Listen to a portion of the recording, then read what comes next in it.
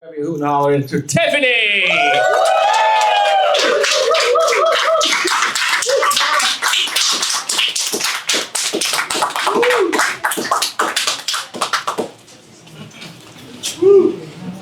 I do it? All right.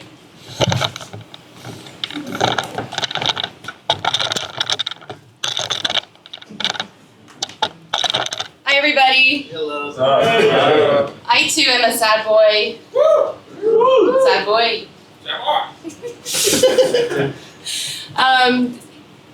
Do you know the technique for handling anxiety? 5 things you see, 4 things you hear, 3 things you feel, smell, and touch.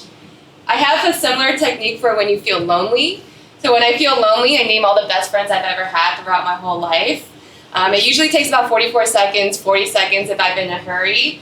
But it's kind of difficult because I don't get how some people have 12 bridesmaids. I don't even have 3 passwords. I have 1 password, and it's been following me for my whole life. In the 90s, I looked up and said, you're going to follow me for the rest of my life. I'll tell you my password. It went from Tickle Me Elmo to Tickle Me Elmo 1. And then you have to keep changing it, right? So it became Tickle Me Elmo. And then you have to get creative, so it became Tickle Me Elmo. And then I evolved, so my password evolved too. So it became Tickle Me There. So I don't get how people have so many friends. When I get lonely, I name all my friends, so I might as well just start telling you about all my friends. First grade, I transferred into this new school halfway in, so I was assigned a buddy. I was her community service project. She was building character. I was her character. And then 2nd grade, I don't remember having any friends, but 3rd grade was a big year for me. 3rd grade, I got glasses. I could finally see all the people who weren't talking to me. And I also got my first friend, Krista. She invited me to my very first play date. On the way there, my mom was driving and she was freaking out. She reminded me to behave. She said, you better listen to Krista's mom. She also said, you're so naughty. Remember to sit down with your legs closed. When we got to Krista's house, Krista's mom said, hi, Tiffany's mom. And my mom said, I'm fine, thank you, and you? That's when I realized the stake was really high. I thought she was being dramatic at the time, but then now I realized she was a 35-year-old Chinese immigrant bringing her firstborn American experiment to the first white person's house we've ever been to. So the stakes are really high. I didn't want to let her down. So when I got into the house, I took my shoes off immediately. Wrong answer. I was told to put my shoes right back on. Chris's mom served us spaghetti and meatballs. I wanted to show my appreciation, so I slurped really loud. Wrong answer. She taught me how to chew with my mouth closed.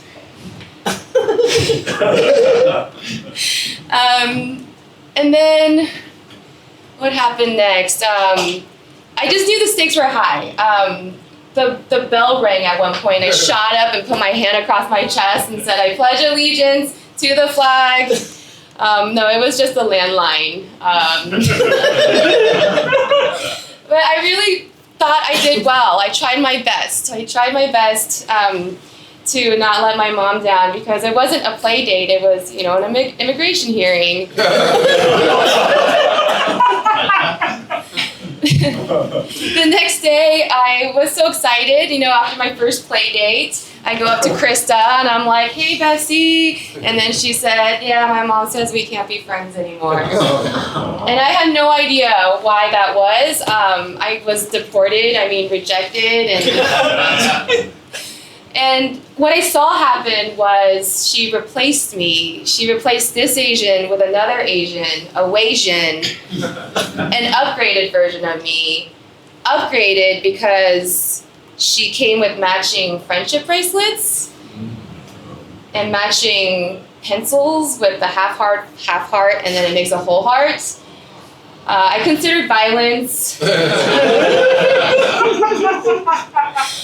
And my mom asked me what happened, and I said she died. And to this day, when I see a puzzle that's supposed to go together to make a whole, it still triggers me. Then the next year, 4th grade, I found Christy. So I went from Krista to Christy, kind of like a variation of my password. We became really good friends. One day she said, "You're my best friend," and that felt really good. Then she said, "That means I can teach you how to speak English better." And I'm like, "Girl, we started school on the same day." And then later she said, "Oh my gosh, you're so funny. You're like the Asian version of me." And I'm like, "Girl, you're Vietnamese." Eventually she dropped me too. Then the next year I found Christina. I call her Tina.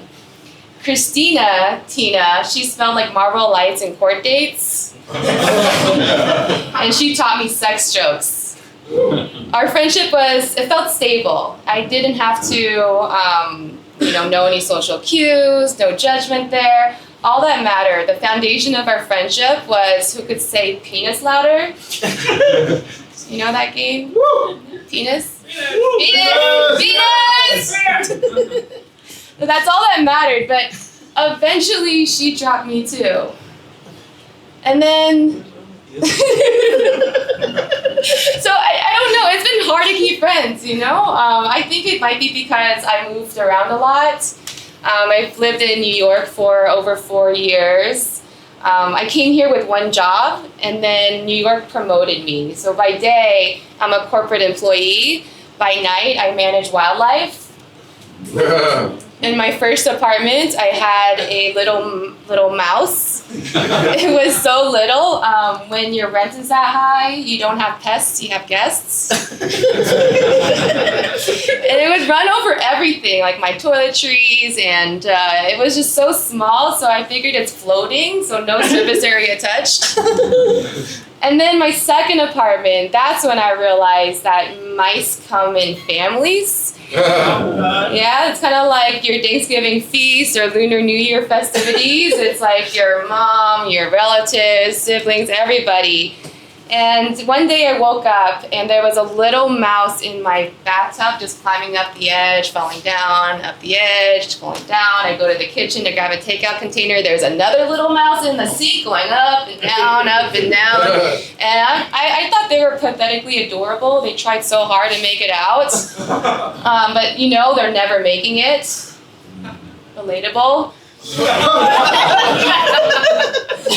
And then eventually I get them in a takeout container and take them out to Central Park. And I'm feeling good. I feel like Cinderella, like I've done something nice, like I wanted to break out into song, like so this is love. It felt really good. Felt like I was in a Disney movie. And then suddenly it hit me like, oh my God, I just kidnapped 2 kids. It wasn't Jacques and Gus. It turned them into little Oliver Twist mice. And then a couple days later, its mom and siblings came from out under the fridge. And they were like, "Hello, have you seen the boys?" They were checking all the rooms, hanging up missing posters. And they're not ever to be found because I deported them. People hear this story and they're like, "Just get a cat." But I think my uncle ruined cats for me. He was obsessed with Chinese history of eunuchs. They would take the eunuchs' balls and keep them in a room of treasures. And my uncle would do the same. He would, when he neutered his cat, he kept his balls in a freezer. And anytime the cat acted up, he would take his balls and say, "I keep your treasures safe." That's it, guys. Thank you so much.